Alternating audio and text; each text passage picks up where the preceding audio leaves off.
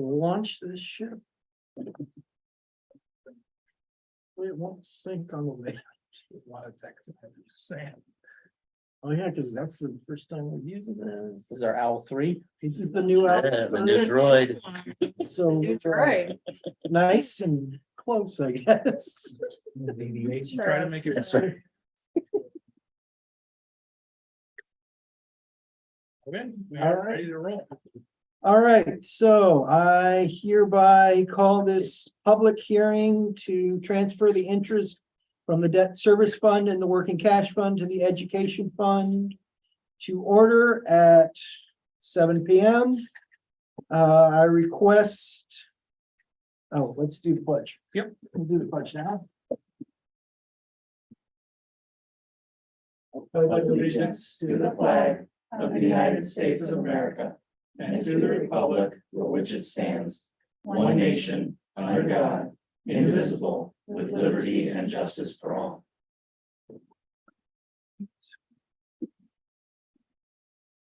Request by board president for resident presenters concerning the proposed fund transfer. Do we have any resident presenters regarding the proposed fund transfer? Does not look like it. That's not what this is going to be. All right, board clerk. Do you have the names of those desiring to speak on this topic?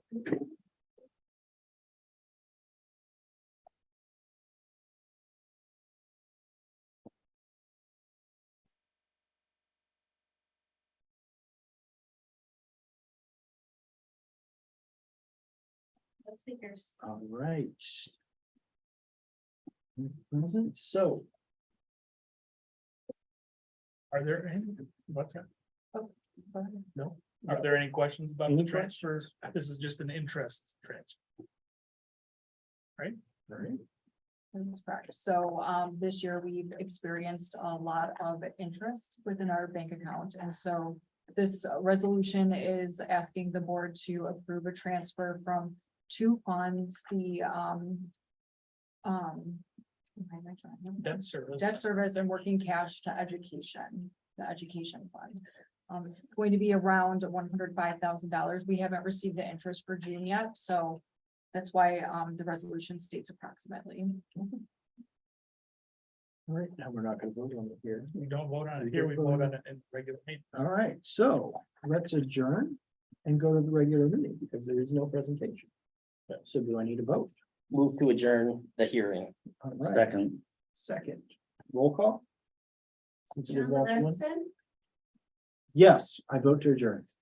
Yeah, you don't need to roll call. No roll call. For adjournment. All right, all in favor? Aye. All right. Meeting is adjourned. All right, let's call to order for the regular meeting. Roll call. Okay, Don Renson, Yes. Brendan Murphy, Yes. Peter Pacerini, Present. Jillian Phelps here, John Ruggles, Here. Brad Skepstrom, Here. and Lisa Wooster. Here, All right. Do we have any public comments? no public comments. All right. We have a presentation from District 117 regarding strategic planning.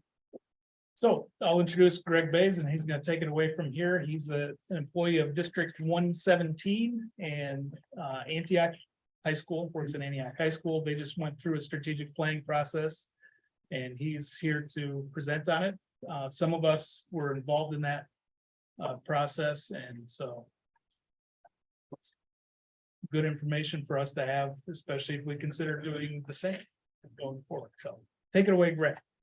Well, hello, everyone. Thank you for the opportunity. Thank you, Dr. Lynn, for inviting me in, giving me a little foot in the door. Dr. Lynn serves as one of my internship directors, supervisors for my doctorate. So, and he thought this would be a good opportunity for me as well as to share the information that our strategic plan committee has done. We started back in March and had 4 meetings through the process, and what I'll describe in the presentation kind of outlines what we did and how we did it. So currently I am science department chair for another 4 days, and then I will be dean of students at Antioch with Kurt. Thanks. That'd be fun. And I'm honored to be here. So So when we started this, this process, we began by looking with two goals in mind with our strategic plan that we started to meet with in the beginning of March. To determine a portrait of a graduate, so when a student leaves 117, what does that mean and what skills and attributes will they have when they leave? And then the standard, we need to make a strategic plan because ours had ended and it hadn't been, it needed to be updated and completely overhauled from the strategic plan that we had in the past of 34 or 40 different goals that we had, and trying to narrow that down to achievable goals that we can meet at the end of the process. Take just a second to bump out of this. Back. So the video that he's about to show was a video that was shot, created, and put together entirely by 117 students. Two of them are related to people in the room, Abby and Brendan's son. Need business training or communication, deep Oh, dive, come on. sales, HR, leadership, Brother, this is bullshit, the video. or consistent. School was built and edited entirely by District 17 students. Really get a little louder. When we came together as a district to send out the call to the community to form a coalition to develop our first ever portrait of a graduate, we hoped that we would receive a lot of interest and be able to create a large and inclusive group. Needless to say, we were overwhelmed by the response. Our strategic plan coalition is ultimately comprised of a diverse representation of more than 90 stakeholders that include students, staff, current parents and guardians, alumni, community members who do not currently have students in our schools, and representatives from community businesses, organizations, and higher education. Coalition met for 12 hours over 4 evenings during March, April, and May of 2023. Prior to the first meeting, we also launched an online engagement via the Privacy platform that provided an opportunity for all of our community members who are not to have their voice heard in the coalition's decisions. This feedback was a central point of data for the strategic planning large group as they completed their work. As the coalition met, the 12 students in the group quickly became the most influential voices that we built consensus. They courageously spoke up and advocated for what skills they most wanted to develop during their high school years. The result of the coalition's work is our first ever District 117 portrait of a graduate that will serve as the North Star for continuous improvement in the years to come. In short, a District 117 graduate discovers through thinking critically and embracing diversity, leads by collaborating to communicate, and perseveres with emotional intelligence and empathetic courage. The coalition also agreed on definitions of each competence, strategic plan goals that we will pursue to help students develop these competencies during their 4 years in our high schools, and specific annual measures that will provide our school board metrics to track our progress and hold administration accountable for implementing the strategic plan throughout the next 3 years. We look forward to providing annual reports regarding the progress we achieve along this journey. We are so grateful for the outpouring of support that has provided us a clear and authentic charge for what our community wants for all of its graduates.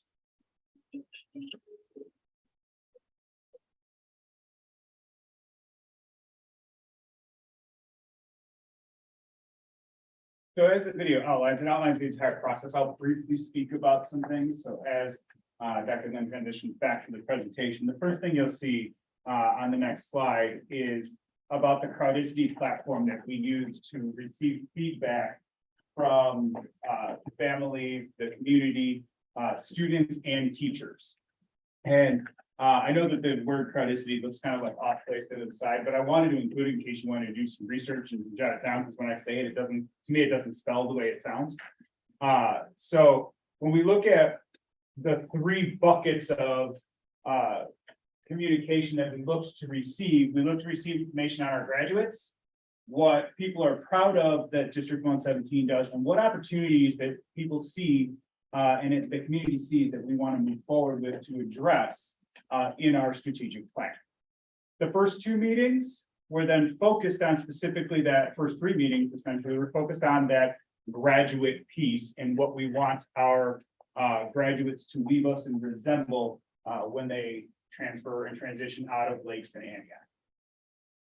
And that's what you see in front of you, and then you all have the nice cardstock version of it too, because some handouts that are pretty and done well to show. And I can tell you that the way that this process started was interesting.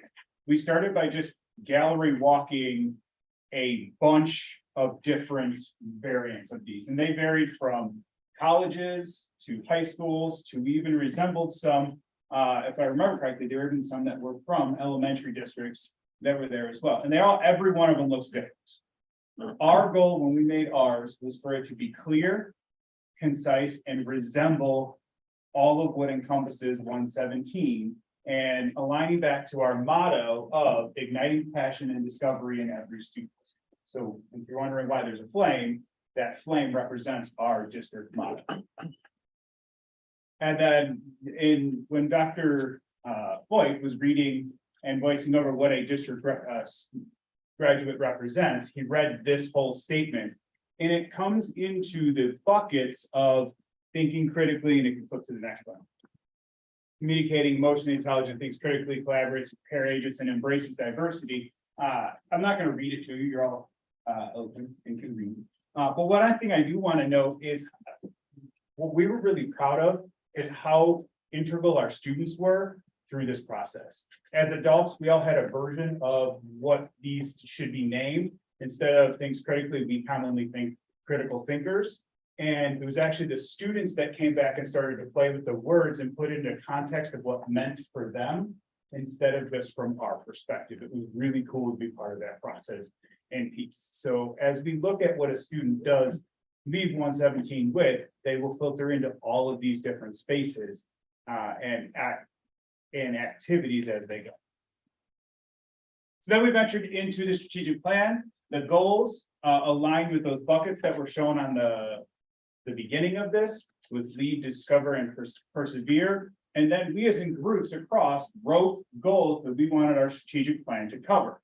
The group that we hired to do this then to lead this, then took those goals and lumped them with district administration into the 8 goals that are outlined in the strategic plan. I took 4 of them here and highlighted 4 of them so you can see where they come from. That assessment accountability, that we are looking to have 55% of our students who did not meet their expected benchmark growth as a sophomore will meet it as a junior. That is a huge goal to take on. That we're going to take students that we've identified are already struggling, and we are going to use those as our benchmark goal, and that goal goes into effect next year. You'll see a bunch of that I gave you each copies of this as well, that a couple highlights for it. There are only 8 of them. And when Dr. White, talked to and addressed why we pared it down to 8, we pared it down to 8. So each one of these has a goal and a purpose within our district. A couple other things I think are interesting to note. Some of these are not identified how we're going to do this yet. You'll notice the bottom where it says achieve equitable access and representation in courses says to be determined for 2025. We don't have data or metrics for that yet. However, we will introduce that. I also want to highlight that same one above it in green.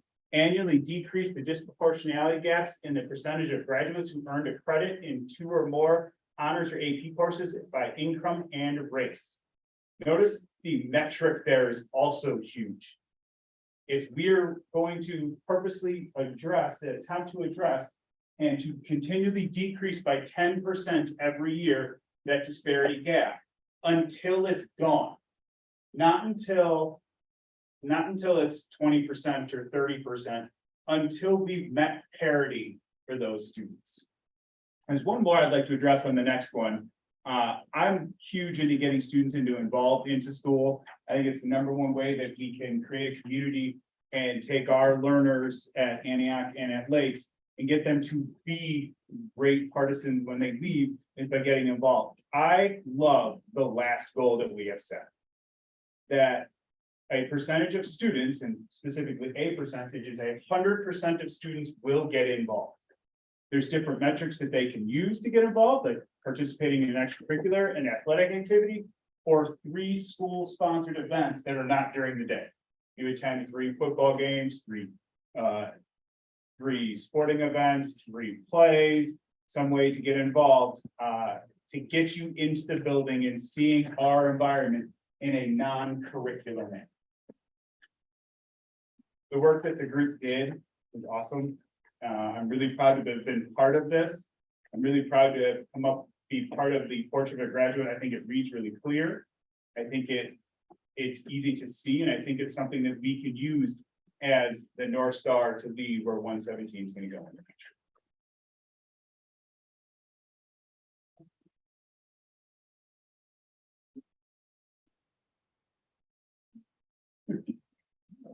Thanks, Greg. Appreciate it. I had the pleasure of being part. I could only do one because of other conflicts, scheduling wise. So I participated in the very first night, and it was a very good experience and high participation. That was very impressive. Well, good process. Thank you.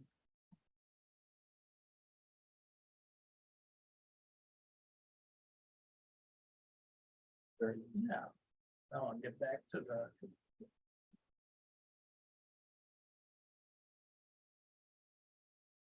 Meeting agenda.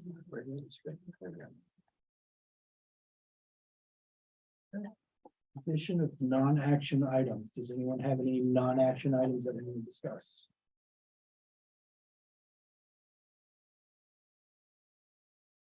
Right. Action items. A, approve the resolution to honor Miss Carrie Gedville as Administrator of the Year for Lake County. I move to approve the resolution to honor Ms. Gedville as Administrator of the Year for Lake County. Second, all in favor? Aye. Opposed? No? Gotta make sure. Well, it's our honor to recognize Ms. Carrie Bedville as Administrator of the Year for Lake County. We have a little bit of a plaque here for you that recognizes this moment and honor. That's the resolution that was just passed. So it's a copy of the resolution with all the board signatures on it and a plan that hopefully lasts more than a couple months. I'd be happy to water when you're on vacation. So we'd like to present this to you and thank you for your service here and congratulations.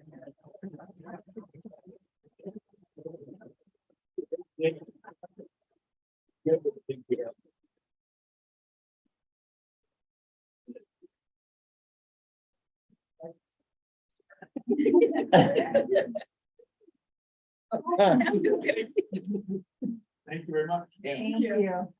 You're well done. Oh, yes, this is my family. So my husband, Mike, he's a teacher over at Lakes.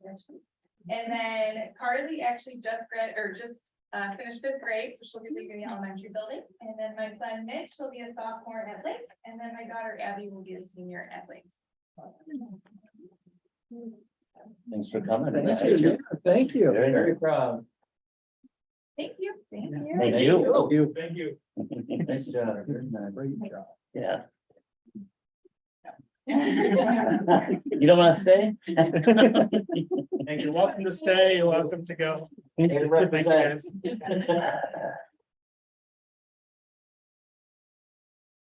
All right. Item B. Approve appointment of State Bank of the Lakes for depository. I move to approve the appointment of State Bank of the Lakes for depository. Second. All right, motion and second. No roll call. It's not me. All right, all in favor? Aye. Any opposed? Pass. Approval of Dr. Stephen Johns as our treasurer. I move to approve Dr. Stephen Johns as treasurer. Second. All in favor? Aye. Any opposed? No, motion passes. Approval of H. Lurk as primary legal counsel. Just a few comments on that, where I talked about last meeting. I had the opportunity to sit down with Dr. Lind to go over some of the issues that I had brought up. He did a great job explaining, some of that. And I also sat down with some of the members of our community who thought that the board presentation was money very well spent, as a way to sort of clear the air to set firm that the law was the law, because just seeing an email, somebody saying the law is the law versus spend a lot of money on somebody telling you that you need to do it, and you see a very well made presentation on it. So it's good hearing the voice from someone else in the community, not just somebody in the boardroom, seeing that it's well spent. And my concerns about them have been alleviated. Thank you. All right, still need a motion in a second. I move to approve, is it clerk or is it H clerk? H clerk as primary legal counsel. Second. All in favor? Aye. Any opposed? All right, motion passes.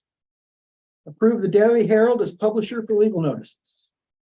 I move to approve the Daily Herald as publisher of legal notices. Second. All in favor? Aye. Any opposed? Just knocking them out. Approve Wold as architect of record. No. Sorry, Rachel. Jeez. That's it. That was fast. Approve Rachel Sully as board clerk. I move to approve Rachel Siri as board clerk. All right. All in favor? Aye. Motion passed. Now, sorry about that. Approve Wold as architect of record. I move to approve Wold as the architect of record. Second. All in favor? Aye. Any opposed? Right. Motion to appoint Veronica Collins and Carly Kraft as FOIA officers.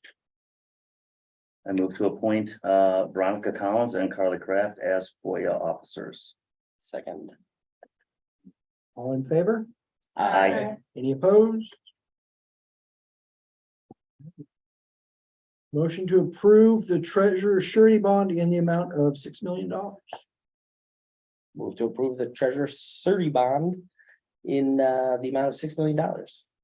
Second, All in. No, We we should got a roll call. roll call this one. Yeah. All right. Brendan Murphy, Yes. Peter Petrini, Yes. Jillian Phelps. Yes. John Reynolds, Yes. Fred Stephen, Yes. Lisa Wooster.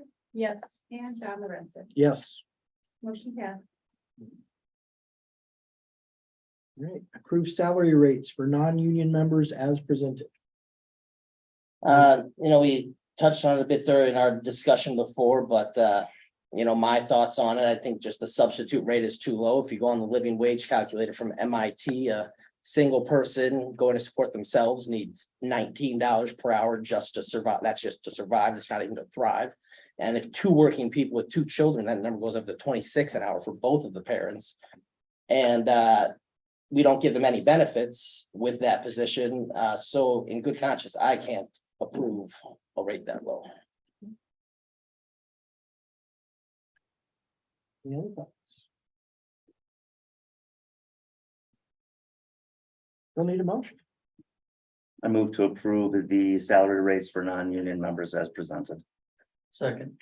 Any further, you can discuss. Any further discussion? Motion, second.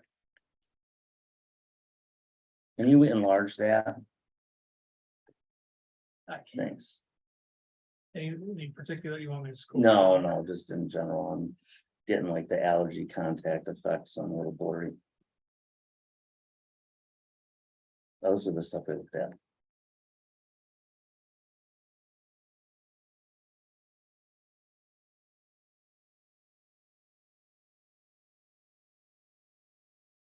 Did you have a rate in mind, Fred, that you were thinking, or you just don't like it this low? In order for our staff to properly take care of our students, they need to be able to take care of themselves first. If you go on Maslow's hierarchy of needs, certain needs need to be met. And, the people at MIT are a lot smarter than me at calculating, and you go by the county, Lake County, just a single person needs to be pulling in $19 an hour. that includes paying for healthcare. So some of these other positions that are full-time, where we're also paying for healthcare, that boosts the salary up. But considering that a substitute teacher needs to have a bachelor's degree, they need to pass a background check to be able to work with children. I think that puts it, they should be a few deviations above what a living wage is. And the living wage being at 19 an hour for just a single person, but if they have kids to support, goes up even higher. I'd really say something like 200. That is where I would feel comfortable, but I know I'm not I'm just one voice. But I'm sure there are those that sub. I actually, when I subbed last year, I did it because I was able to help out. I didn't do it to support my family. I'm not saying that those don't. We can afford something like 200, but I assume that that's more like a stepping, either to help out or to a stepping stone to become a teacher. Yeah. Most teachers start by subbing. Yeah. If they can't find a full-time gig, they just sort of circulate, they just sub-circuit for a while and Yeah, then get it. internships and Yeah. just real life experience. Yeah. I used it when I started teaching as well. It's more of a stepping stone, or even if you're a retired teacher, it's more of like just getting into the classroom here or there, helping out when you can. I don't know if it's more of a, like, actual, like, I don't know. I don't know, in my experience, I feel like this is pretty comparable to other districts. And I substitute myself too. I have another business and I fill my time subbing in the off season. I don't sub here, obviously. But it's hard, and we see that the cost of living is what it is, and then the state requires them to have a bachelor's degree. We gotta, then the living wage, taking into account the paying of student loans for the bachelor's degree on top of that. That's just where I feel that, and I get it, some parents just want to fill their time and come out with their kid where their kids are, but then you also have people who do need to pay their student loan bills that are coming due and pay their rent, and average rent for a 1-bedroom in the state of Illinois is like $1,500-1,600 a month. And that's just for rent. That's not even building equity in a home. So,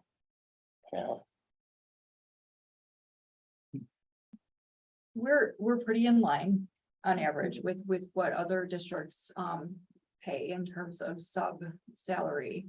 The other thing that Millburn does is we want to ensure that the subs feel like they're part of our team, which is a huge part of subbing. So they go through training at the beginning of the year, and our teachers are available for them if they need help. Someone's always there, so they're not just out there stranded. And we typically are able to fill most of our sub openings, at least at the elementary school, very easily. I don't know what other districts do, but it was nice when I was doing, you can actually pick your assignment as well, which I think is kind of nice. You can for 2 days or one, or pick a classroom or that sort of thing. So I hear what you're saying, Fred. I think the market probably dictates where we're at. Other places pay less, some places pay more. And if you think about in the other business world, if you need something last minute, if you need a last minute plane flight, if you need to send a package next day, you're paying a higher premium for that. Generally, you're not paying a lower premium. And starting a teacher at $54,000, about $300 a day for 180-day school year, plus all the benefits, that 200 is still way below that, even not paying the "we need you" premium. I kind of look at it though, as if we're not struggling to fill those positions and we are in line with the other districts, then I'm satisfied with leaving it as it is. If we were having more trouble, I could see, maybe exploring that, but since we're not, I think that's fair. You're gonna be a little bit more worried about the starting salaries for the paraprofessionals.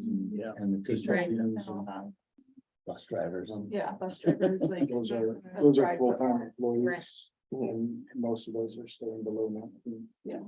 And some of that 19 then takes into account needing to pay for healthcare. So when we pay that 11 grand a year for their health insurance and then other benefits on top of that, that kind of, balances that out a little. I just don't know what I would tell somebody to cut out of their living expenses to Well, it's survive. also a personal choice, if that's if subbing is something they want to do as a career, you know, that's. You kind of got to make that choice for yourself as you're going on. Yeah, nobody goes to college with the intent of just being a sub, Mhm. you know, so it's typically a temporary thing. Mhm. Kind of fills the gap a bit. All right. Good discussion. We ready to vote? We want to keep going. I'm ready to go. Okay, all right. Madam Secretary, call the roll. Peter Peterini, Yes, Jillian Phelps. Yes. John Ruggles, Yes. Fred Skeffrum, No, Lisa Brewster, Yes, John Lorenzen, Yes. Brendan Murphy, Yes. motion passed. Next, approve the memorandum of understanding for summer school staff. I move to approve the memorandum of understanding for summer school staff. All in favor?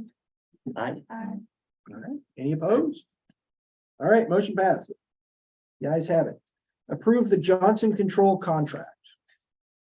what was this again? it was an amended contract from one that was approved in 2022. We need to like change the dates on it, if I'm not mistaken. I think, so this is tied to a project that we're using ESSER's funds from COVID Okay, grant relief dollars. And so this is for the pneumatic control system. And when we have a lengthy, especially a lengthier big ticket contract, we have our attorney H-Lert review it. And they did come back with an amendment, which I believe was a part of the board packet. So we're looking for approval for that contract and the amendment, which I believe the board is to sign off on. I move to approve the Johnson Control contract. Second. Second. Since the contract, call the roll. Call the roll, Madam Secretary. John Ruggles, Yes. Fred Skeffrum, Yes, Lisa Brewster. Yep. John Lorenzen, Yes. Brendan Murphy, Yes. Peter Peterini. Yes, And Jillian Phelps. Yes. Motion passed. Let's approve the resolution authorizing transfer of interest as presented. I move to approve a resolution authorizing the transfer of interest as presented. second. Second. All right, since it's money, Madam Secretary. Fred Skeffrum, Yes, Lisa Brewster, yes, John Lorenzen, Yes. Brendan Murphy, Yes. Peter Peterini. Yes, Jillian Phelps. Yes. And John Ruggles. Yes. Motion passed. Approve the intergovernmental agreement with the Illinois Department of Healthcare and Family Services. So this is an intergovernmental agreement with the Illinois Department of Healthcare and Family Services. Essentially, they are asking for local education agencies to sign such an agreement so that they can pay out Medicaid payments to us. So the school district is eligible for certain Medicaid reimbursements for various expenses, and the agreement is simply just stating that we'll submit our claims on a monthly basis and follow the stipulations within the agreement. So just almost like a bookkeeping agreement. Essentially. So there's no other stipulations to it other than we're gonna tell them what we need and they're gonna give us the money. well, we're approving that we can share like data with them and, you know, because. Which we've been doing. But no. Right. Yeah, for them to give us money for XYZ, we need to tell them ABC. Okay.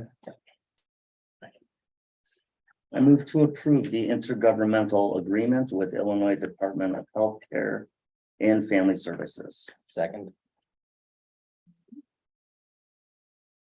We'll call the roll. Lisa Brewster, yes, John Lorenzen, Yes. Brendan Murphy, Yes. Peter Peterini. Yes, Jillian Phelps. Yes.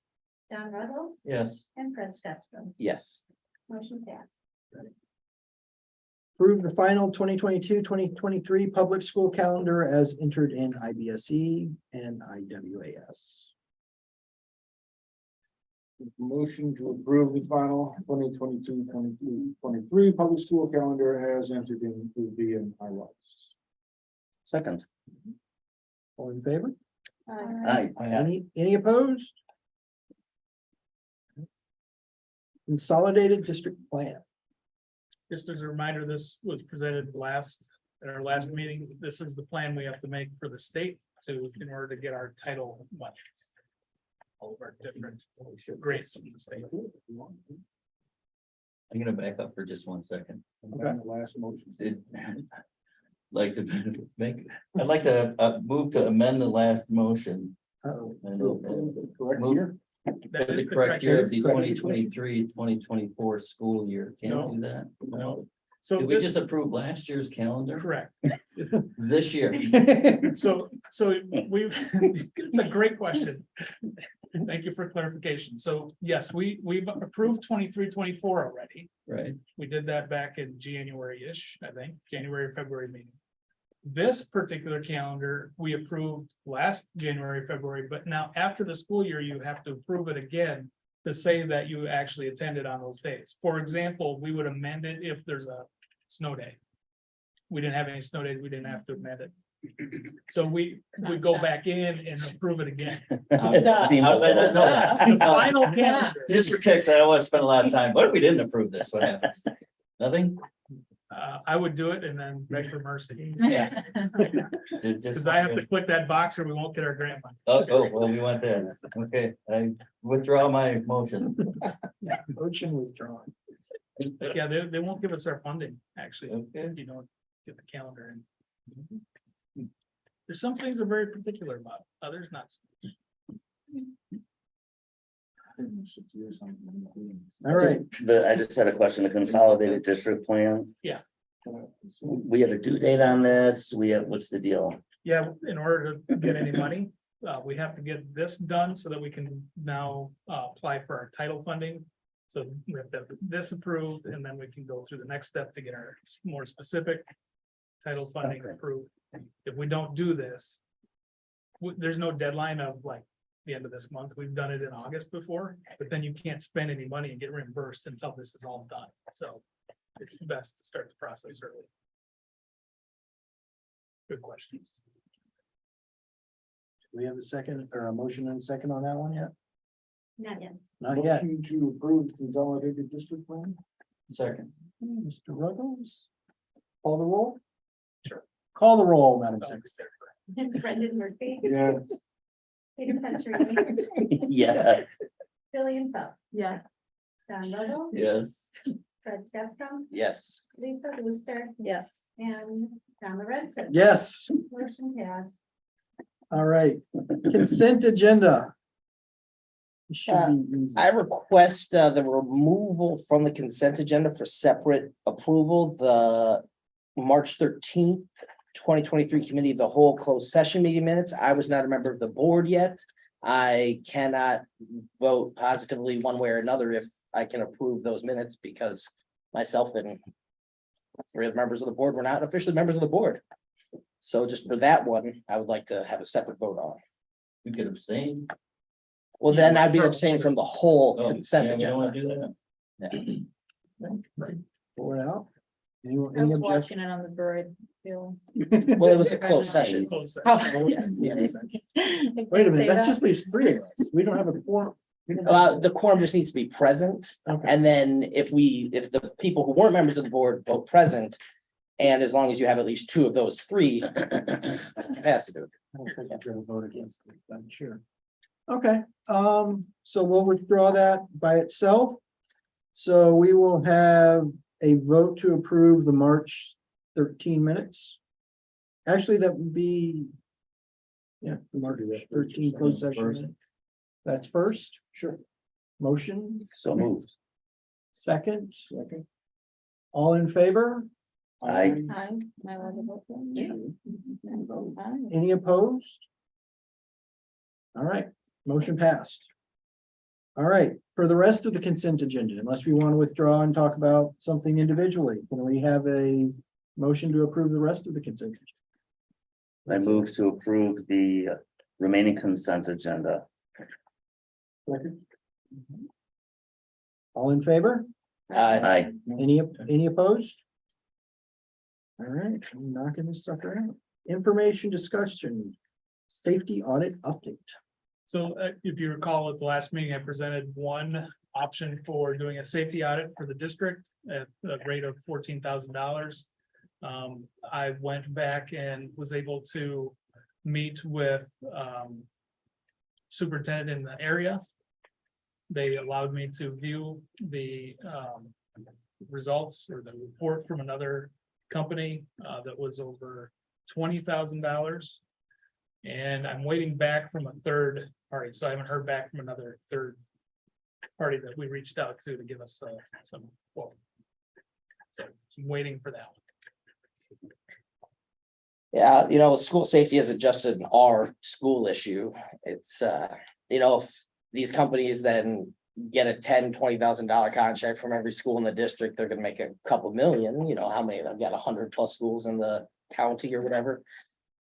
You know, this isn't something that we can decide here for on a county level, but I really think it's something that the county should maybe hire a contractor for 200 grand for the year to go and hit up every single school instead of having each school do it individually, because, you know, even 10 grand, that's a hefty chunk of change for two guys coming out for 2 days. I don't know if we can send a letter to the regional board of education and say, hey, this is something that affects all the schools in the district. Can we maybe get district funding or county fund, regional funding for it? Yeah, We've got several experts on school safety in the county, so I'm sure we can get one of them or more of them to come out. Well, it's an issue that's not going away. Yeah. This is something that will just increase with time, right? Like safety measures and the things are gonna change and all that. Might be worth hearing some people speak about it.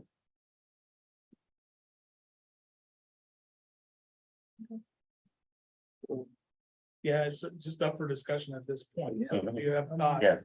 And if you want, I will talk to Dr. Carner at the ROE. Yeah.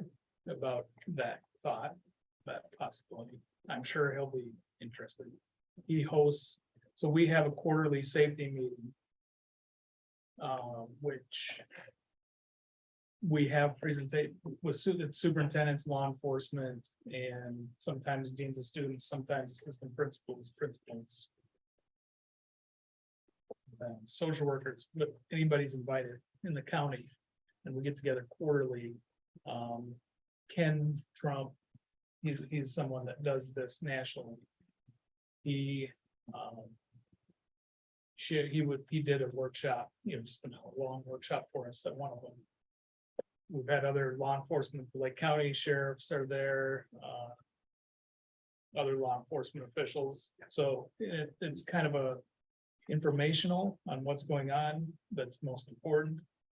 And sometimes they give some ideas and talk about what's new and what's the latest and greatest out there. So I was only able to make 2 of the 4 this year.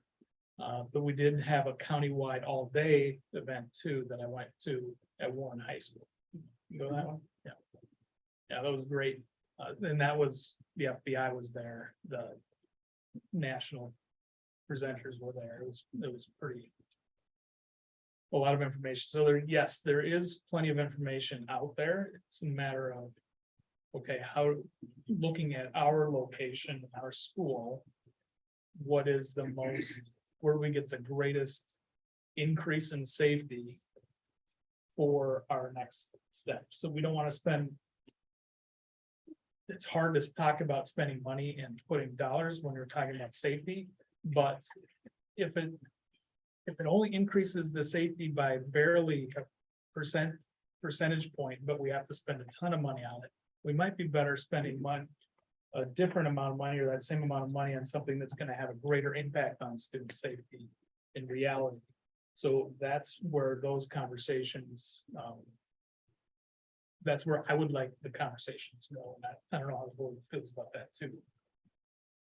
To be more targeted with our activities and with our money. I have opinions on it. I've studied this a lot for a very long time.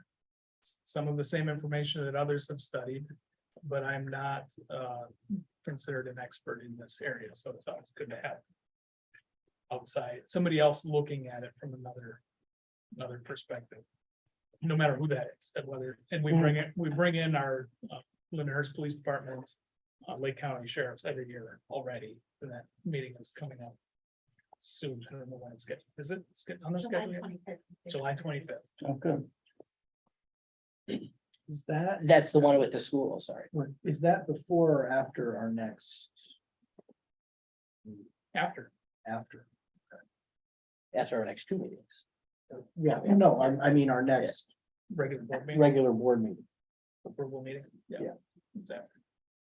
And so the July 25th, that's the one at just our school, not the regional wide one. Yeah. Do you know when the next regional quarterly meeting is? It would be in September. Maybe even October, I can't remember.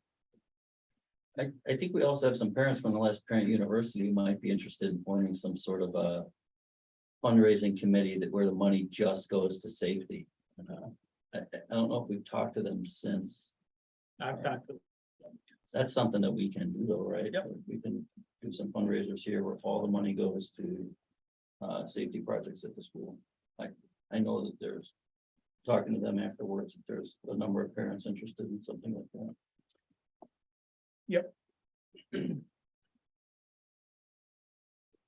yeah, and I don't know if that's necessary, even the fundraising.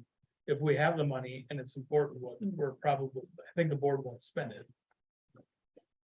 I don't Not know, saying I we don't just, have the money. We I just don't. think 14,000 is a lot of money for somebody to come in and prioritize what's,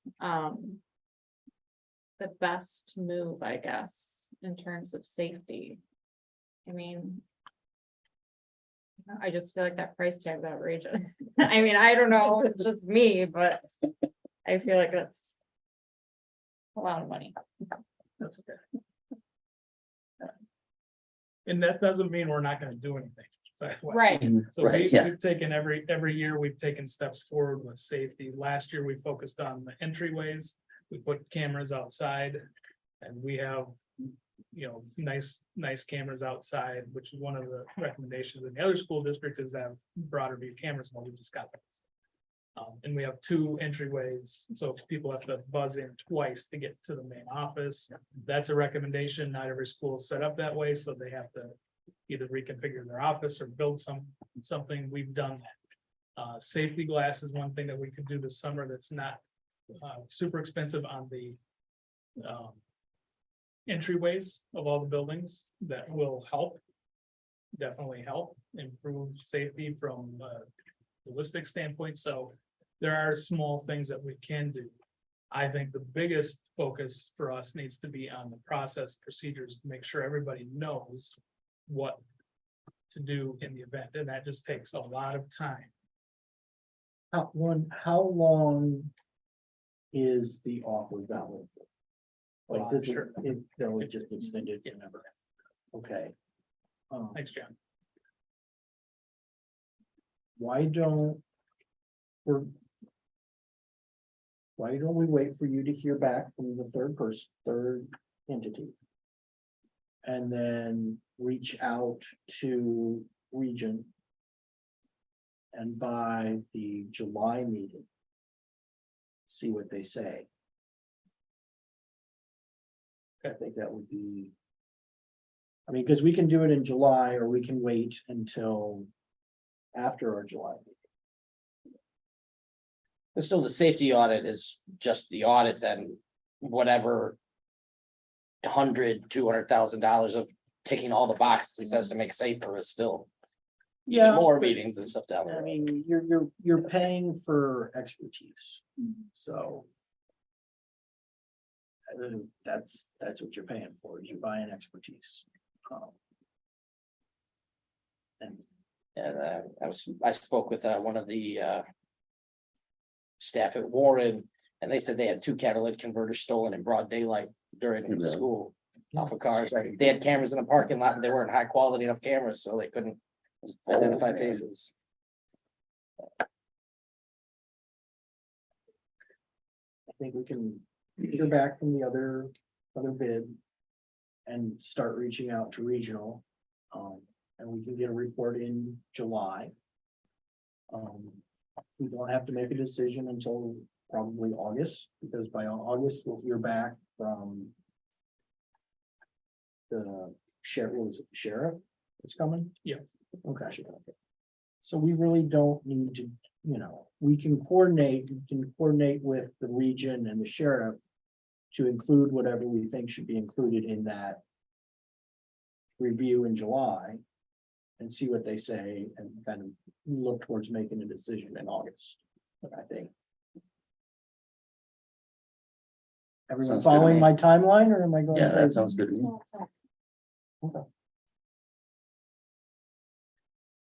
Right. Financial projections, or wait, are we done? Anyone else? Yeah, it's just, yeah. Okay, financial projection, let's keep going. Okay, so we use a tool called Forecast 5 Analytics, takes our data, all of our annual financial reports, dumps it into their system and provides projections. So we were working with Forecast 5. They have, like I said, our historical annual financial reports, all of our revenue and expenditure data through May 31st. And so what they did was then projected for the rest of this year and for the next 5 years. Our known inputs for 2024, so the next fiscal year, are salary increases of 5% for teachers, 3% plus 25 cents per hour after the 3% increase for paraprofessionals and 3% for custodians. And then our benefits increase for next year. PPO is a 15% increase, HMO 9.5%, and then dental PPO 3.2%. And then just when we get towards the end of this presentation, you'll see an increase over the past few years in our fund balances, and that was partially due to the increased federal funding in the years 21, 22, 23 due to COVID. All right, so we have two assumptions in here.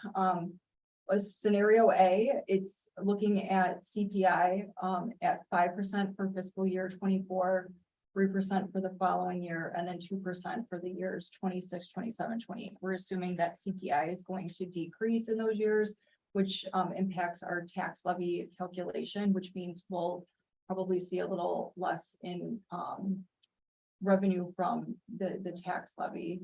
And then our salary increases for the fiscal years 25 through 28 is just in this assumption, assuming that teachers, admin, clerical staff, and sub teachers get a 4% increase, and paras, bus drivers, and custodians get a 5%. This also is assuming when this was created, the salary rate sheet that you just approved was not yet approved, so it's it took into consideration the proposed 5% increase for clerical, tech, nurses, and bus drivers. All right. I'm So- sorry, Carly, Sure. the salary increase for 25, 28, that's each individual year, 4%, 4%, 4%. Okay, Yes, yeah, we just carried it forward. okay, We go into negotiation for both the teacher's contract and the PSRP contract next year. So we don't Okay. have those numbers set in stone yet. So those were just the assumptions we went with. So the gist of the next 2 pages is basically showing where the majority of our revenues and expenditures come and go. So this is showing revenues.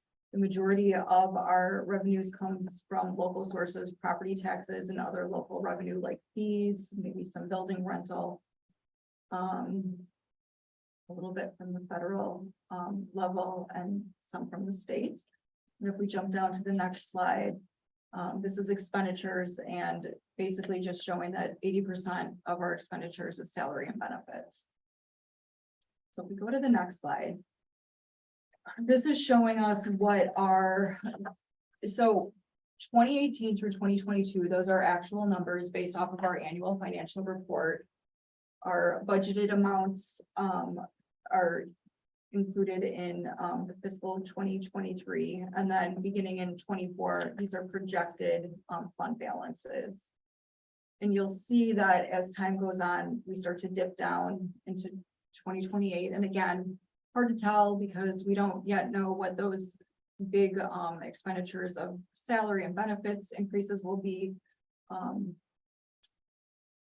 But we know that our revenue is maybe not going to outpace the increases of salary and benefits. Do you have a question, John? No, I just. Okay, and then scenario B, we were playing around with numbers lately, and simply what this next slide will, after this will show, is that all we did was increase CPI by 0.5% for 25, 26, 27, 28. We kept the salary increases the same. And then if we jump to the next slide, you can see that our revenue jumped up, I think from 1.9 million to the ending fund balance was, went from 1.9 to 2.5 million. So that's just kind of trying to depict what a small change in, something like CPI could be. And how that impacts the projection. And again, I think it's kind of difficult to show or accurately predict what will happen 5 years out. I think what this does a better job, it shows us what the next, definitely what the next year will likely look like. And probably what 25 and 26 will look like. But again, Right. we have the negotiations coming up too. So this, yes, so we like to look at the next, we like to look out 5 years to make sure that we're not doing anything crazy. But if we go back and look, every projection that we have made in the last 5 years looks like this, and we are not there. So it didn't end up that way. And the reason is because every little change we make along the way, so even $100,000, which is 0.1% of our budget, or something like that, or 0.5% of our budget, which is minuscule, but over the course of 5 years, that becomes a $500,000 difference, and so it compounds every year on itself. So anything, we can make it look like this if we wanted to, but that's not realistic either. We tried to put in assumptions that we think are realistic and a little bit conservative to not make it look too bad or too good, is what we always try to do. And then things happen along the way that we don't have control over, that can make a big difference in this budget. State funding is one. The kids that come into the building in the fall is one, that both the numbers of the kids and the types of needs that they have can change. There's all kinds of scenarios. Our bus lease was a big one. That new bus, basically double what we're paying on the bus lease, has really impacted our expenditures significantly in the next few years, so we don't know. Just on the topic of the bus, there was an issue earlier with the wheelchair bus. How's that coming along? Did we ever find one or? Not yet. I Okay. think what I'm going to have to do is put out a bid for one and reach out and hope. I have not heard from our bus funder yet. So So they it's know probably- Instead we're of asking for one. Sure. Yeah. So we wanted to present this to you just to see, like, when we do assumptions, if we make one little adjustment, like 0.5% of CPI difference. In the end, it's, that was 600,000 on that last year. But it's good information to have and to look at, and we track this, and hopefully we'll get in with PMA. Carly's looking at doing a monthly update for the future, and so we'd like to get to that point where we can get more real-time data throughout the year to see where we're tracking with our budget. We're doing okay, but we're always tight. We're in a much stronger position. What this tells me, if I were to write the story on this, is that we are in a position, if no programming changes are made, we won't be well, deficit budgets 3 years from now, but we're not going to be in a position of cutting programs if we didn't want to. If we wanted to go into deficit budgets for a while and maintain our programming, anticipating some sort of increase in state revenue or referenda, we could do that for a year or two without putting us in a severe financial pickle like we have been in the past. we have that new senior housing development going around 45, that, and I know some people, like, there's some houses already occupied, do we know, and generally, they get 65 plus property tax, exemptions, but are new housing and stuff considered into Yep. these? Okay. So we take an estimate, and again, we don't know until the tax bill come out, but we did incorporate that in. Is additional in the next couple of years. So that'll make a difference. Yep, for sure.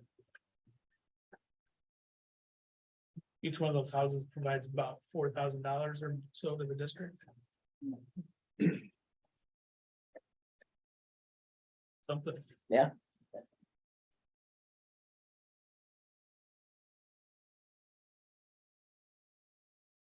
Good. Good. Mhm.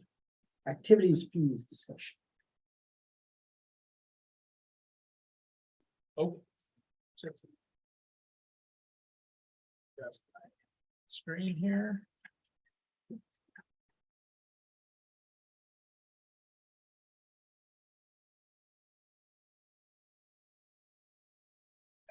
Agenda.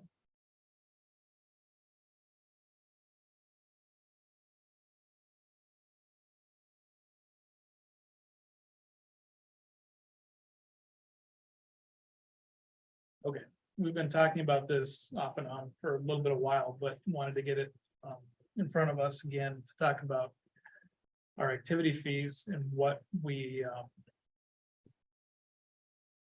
how we would like to proceed in the future. And it doesn't have to be next year, but in the upcoming years, we should just be aware of the interplay of activity fees and expenses and the philosophy around that, because people will ask you about it. And it comes up quite a bit. So I put together some information. This information is talking about, as Greg mentioned earlier, about students involved in activities at Millburn. How many students are involved in at least one extracurricular activity? We have, I think it was over 60% of our students in extracurricular activities, which is, I think, pretty high. I don't know how that compares to other middle schools, but that's where we're at. It's higher than it was before. It was higher last year than our highest the year before COVID, which is interesting because it was coming up. We're trying to get more kids involved. We're making progress, and then COVID hit, of course, took a big dip, and now we're back even past that. So the other reason I put this together, you can know how many kids are doing more than 2 or 3 activities, because parents have asked for a cap. So how many people would that impact? And it would impact a certain number of kids. If we capped it at, okay, you only have to pay for 3 activities, maybe some of these are clubs. I don't know, then break that out, but some could be clubs, some could be band, and that's $50 or $150. That's a little bit of a difference, but just to give you an idea.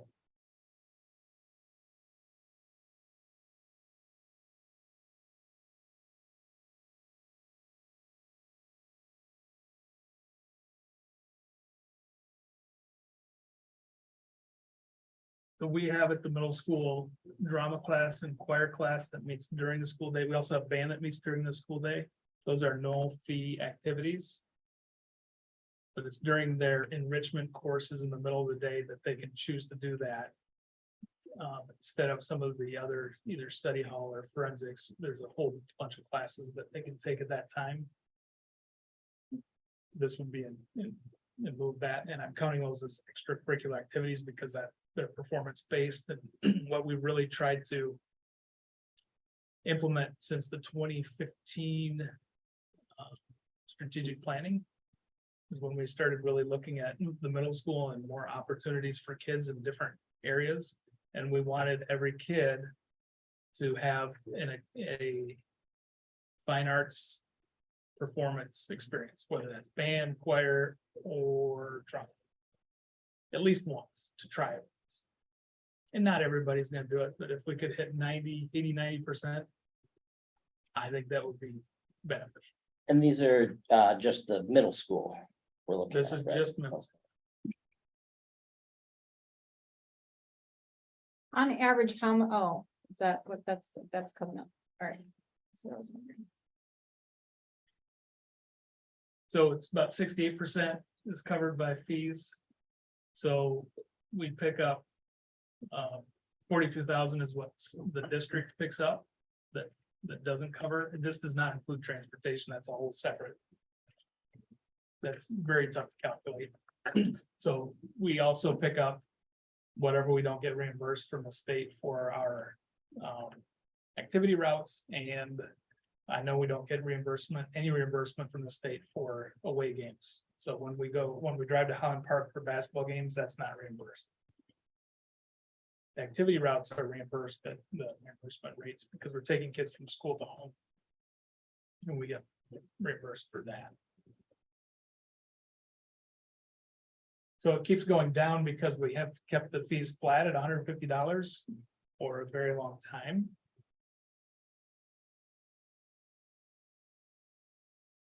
So in order to cover 100%, we'd have to raise it to $235 and $80 for the clubs. Right now, we're at 150.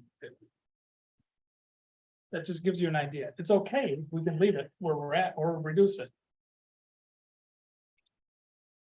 What if, when I offering every family, an X dollar credit to use toward, a club or activity, in that way.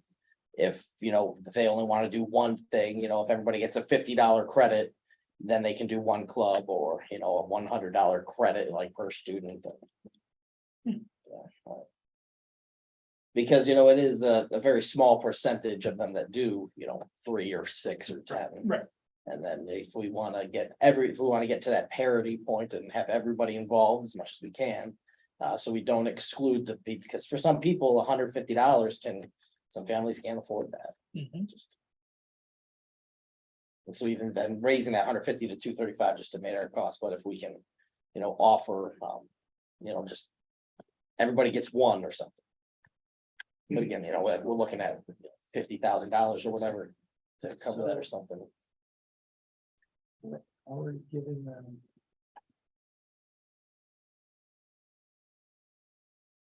But it would 85. did that first activity credit. And then raise the prices a little bit. We could, I mean. If the full fee is 270 or 235. What's that? That's an $85 credit already. Right.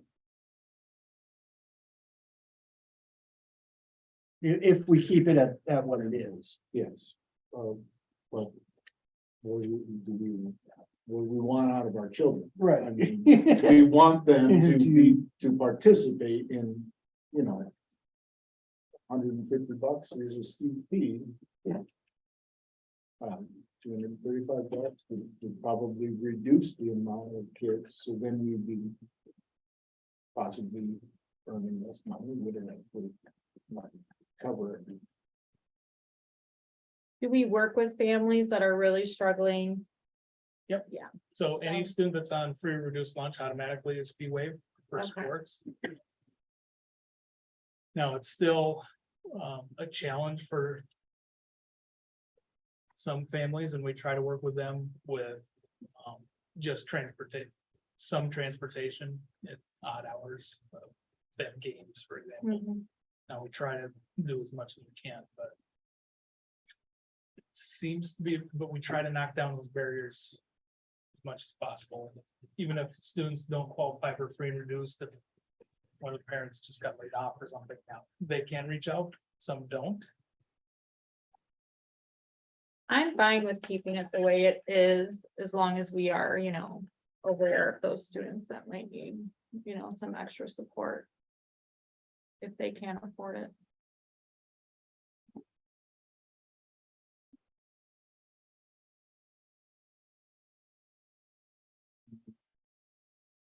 I think it's fine the way it is. To keep it flat. One more year at least. I'd rather have more kids be I know. able to, if you hike it up, then like Brendan was saying, you'll see a big drop off, and we want them to be active. Especially after the pandemic, like we want the kids to be in school and like form those communities and bonds, like we want them in the building, versus outside of the building. So.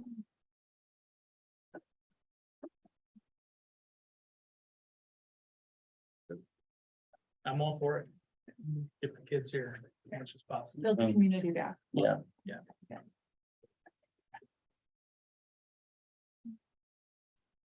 I think we need to wait on that. then. We'll need a vote, at the next meeting, actually. Just the fee structure and just be the same, but. Wanting to know if we want to look at different options. Just the new board, so. just making sure we're all on the same page. All right, superintendent evaluation. Okay, we can, if you want to go into detail, we can do that during the closed session. All of you should have gotten an email from Super Eval. And what that does is give you access to all of the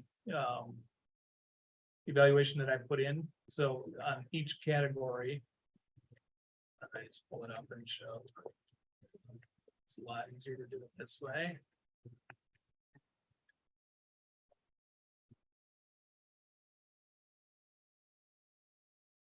So you'll see a page on your dashboard when you get in, and if you have trouble getting in, just let me know. When you get in, it should be, these are completed, and you should have access to click on this. The board review and evaluation of the superintendent, and you can click on that.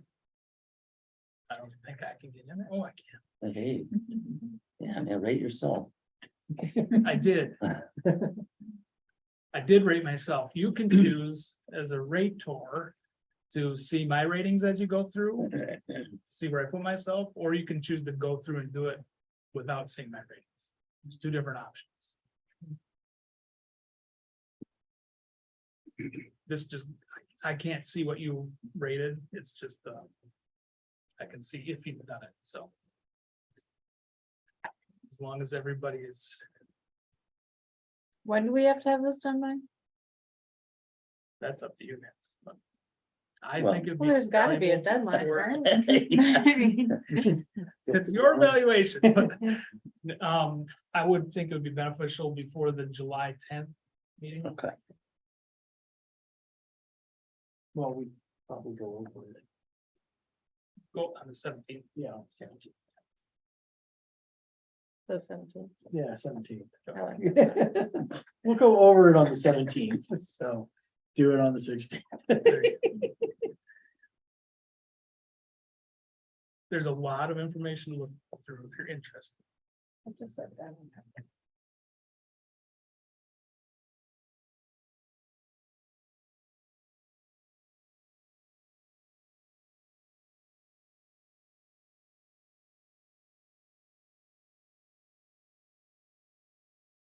So there's, I believe there's 6 sections with different. Each one has information provided on it. There's some that have more, some that have less, depending on what's available. Trackable, and then the 4 goals that we wrote last summer, there's data backing up those goals. And you should, some of it should look, I hope most of it looks familiar. We've talked about it, so. We've talked about it from people that are new. Don't, Oh, here's, give an honest, take a look at it from. What do we say, when you've been on. the board. yeah. Yeah, just, I mean, obviously you haven't been on the board that long, but you know, Jason, and he's pretty consistent about stuff, and just be honest with it. We know you had. A parents, we know you had like 3 parents use. Even if it's all in there. it's all, yeah, people can still rate you, so don't. Yeah. Beat yourself up too much of that.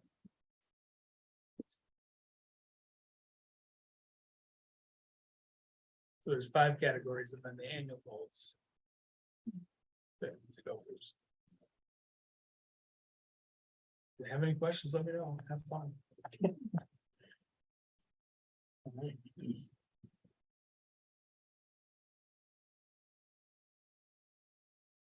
Ready?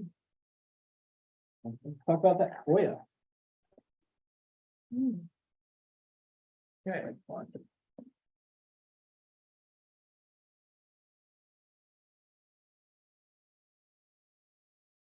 back to the agenda.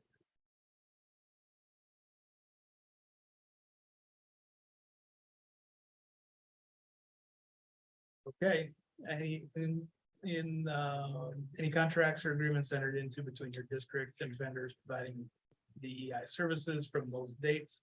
We had none, so that was an easy response. That's it. What is the Prairie State Wire? Just, I mean, it's an online publication? Does anybody idea. know? Yeah, Vince? it's a subsidiary of a national corporation, tries to pretend they're local news. Okay, all right, They've got that's like kind of there. 1,000 different Yeah, places across the country that they sponsor. Okay, You'll notice that Vince SB, you'll see his name a lot. on yeah, I FOIAs. So recognize that. he has a company that does FOIAs for different organizations. all right. Food service meal price. So this is something that we will discuss in July. Every year in July, the federal government communicates what they're going to reimburse to school districts. So typically, we could kind of guess a little bit earlier in the year what it would be.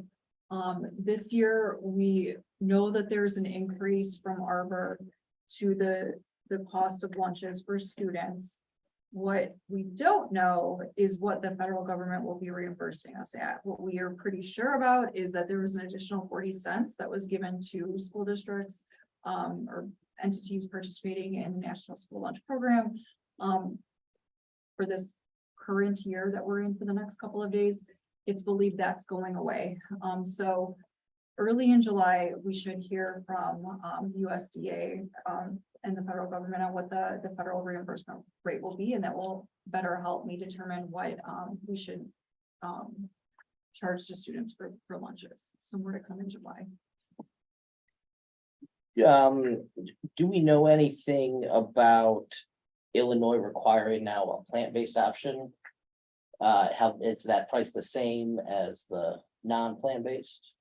I don't remember seeing that in the one we approved before. I don't know anything about that. Well, the state of Illinois is now requiring a plant-based option to be provided for We already lunches. do that. So it would be, Okay. yeah, it would be the same cost of, Gotcha. yeah, all the lunches, whether it's the entrees that are served or at the middle school, I believe I think we did it this year at the elementary school too. We also have a sandwich option and another hot lunch option, like a hamburger, chicken fingers or something. And then there's always a vegetarian option that's available, and they're always the same price for So we students. already, Well, vegetarian is different from so we plant-based already though. do. So vegetarian can include dairy, Uh, but plant-based does not. It would be the same, yep. Across the board. Okay. Facilities master plan. And we are working with Wold to create a proposal for a facilities master plan. They are working on having that proposal ready for the first board meeting in July.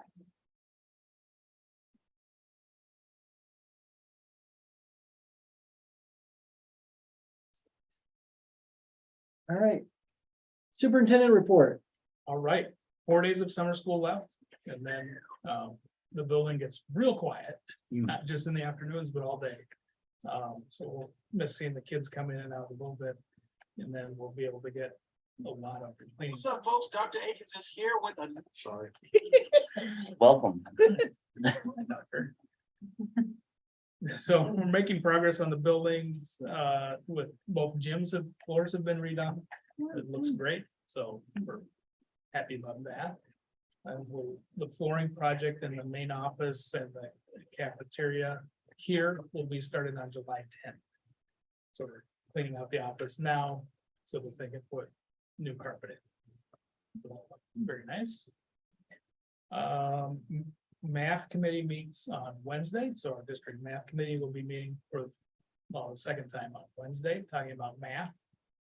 And how we can get our kids to love math and do even better things with it. And Jake and Ben and Carrie and I went to a conference last Wednesday, we attended a conference on, the leadership conference. With all Lake County. All administrators. Not all were invited because there was a certain number of slots, but it was at one point an open invitation. We were the first ones to say yes, so we got into that. So it was a good conference, and we did a little bit of goal setting and planning for next year in our staff and how we make them feel like this is their place. More so. It's good. Good experience. That's it for me.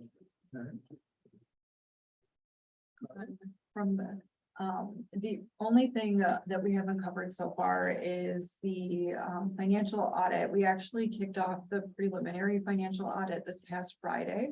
Our auditor, as always, is asking for one volunteer from the board to meet with her sometime in September for about 15 minutes. Brendan, I think typically you've done it in the past. It's just a 15-minute. Yeah. Just summary of. Really boring technical. Yeah. One of the things that she wants to cover this year is a new accounting standard that will be audited on with that's covering our technology subscriptions. So any takers on a really exciting 15 minutes spent with our auditor? Wow. No, it's good. Okay, so I will let Jessica know to reach out to you. You'll receive an email from Jessica Wallentalk just to set up a quick meeting. I think she does it over the phone now. Okay, thank you. And that is it.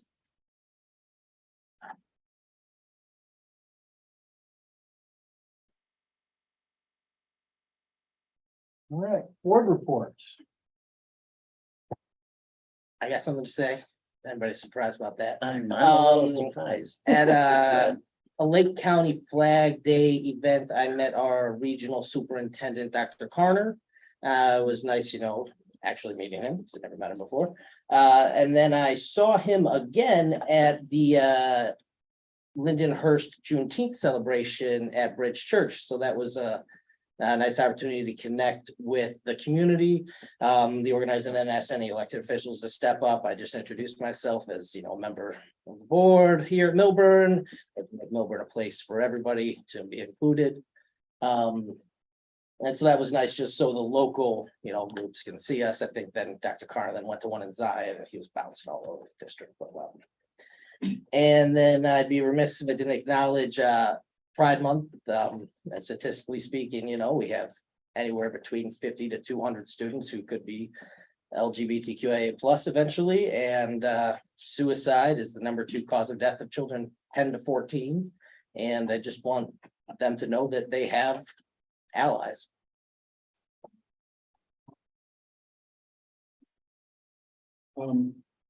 Dr. Sheldon Akins, well, he's a podcaster. He's also a DEI consultant out of Utah. Now we gotta change the FOIA. But Yeah.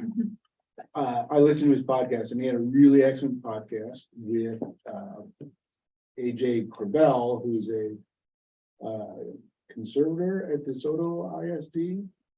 But he just wrote a book, great on their behalf, why school boards fail, how yours can be effective. So if you'd like me to send you the link to their podcast, I think it'd be worth the time.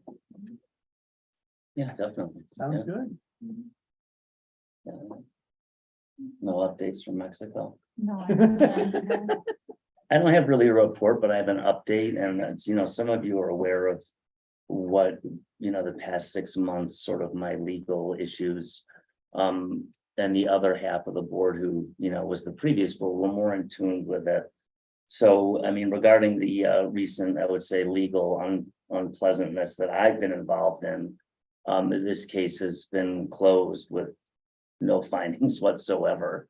So it was a very positive thing for me to have that happen. And I just wanted to thank you guys for being supportive and kind of reserving judgment, of me and your candor with this situation. Clearly it was, an issue that would have huge impact on me and my family, et cetera.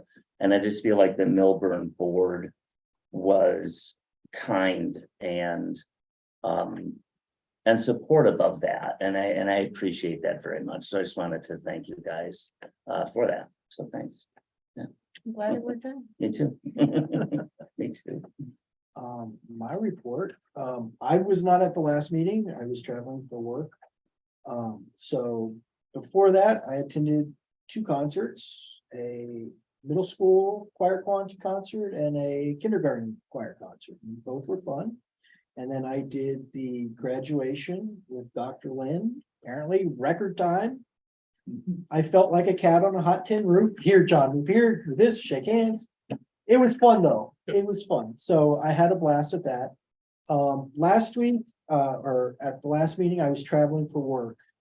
And I saw a lot of similar issues that what we talk about here, corporate America is facing too. So, whether it's communication, I mean, I was in a room that was absolutely amazing, and it's gonna be obsolete in about 5 years in the corporate world, and it blows the socks off of anything we could fundraise for here. I mean, it had to be a $10 million easy. And then we really talked about, my boss had a session on it with us, and one of the things we talked about was mindfulness. And I kept remembering Adam and coming up and having the restorative sessions in class. And so even what we teach here, it is being put into the corporate 500 world. So it's very good that we're teaching that to the kids. So my report. And with that, we get to adjourn to closed session. So. I move we adjourn to closed session. Second. For 1 and 2? Oh, No, I Just, don't think so. I think just one. just 1? Well, if we wanted to discuss the superintendent evaluation. No, we have No. other. Yeah, that one, whatever. That's a separate. All right, so. I ask for a motion to adjourn to closed session for the appointment, employment, compensation, discipline, performance, or dismissal of specific employees, specific individuals who serve as independent contractors in a park, recreational, or educational setting, or specific volunteers of the public body or legal counsel for the public body, including hearing testimony on a complaint lodged against the employee, a specific individual who serves as an independent contractor in a park, recreational, or educational setting, or a volunteer of the public body, or against legal counsel for the public body to determine its validity. However, a meeting to consider an increase in compensation to a specific employee of a public body that is subject to local government wage increase transparency act may not be closed and shall be open to the public and posted and held in accordance with this act. ILCS 120-2C1. All right, motion. That's a roll call. Roll call. Roll call to go in. Just the motion to go out. We were supposed to go out.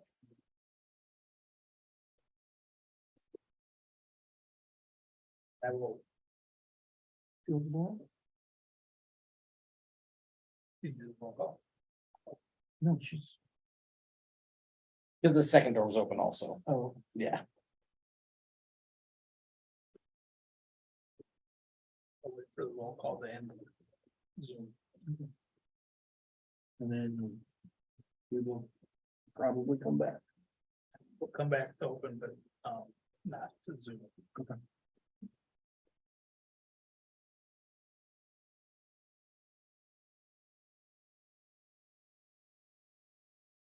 Madam Secretary, call the roll. John Renson, Yes. Brendan Murphy. Yeah. Peter Petrini, Yes. Jillian Phelps, Yes. John Ruggles, Fred Scastro, Yes. Lisa Booster, Yes. Dr. Lynn, and Carly Clark. This was present. Yeah. Roll call. So we are now in closed session. Okay. I'm gonna end the Zoom broadcast. We do have one item of decision afterwards, but that will not be broadcast. But it will be on the minutes, the answer to that.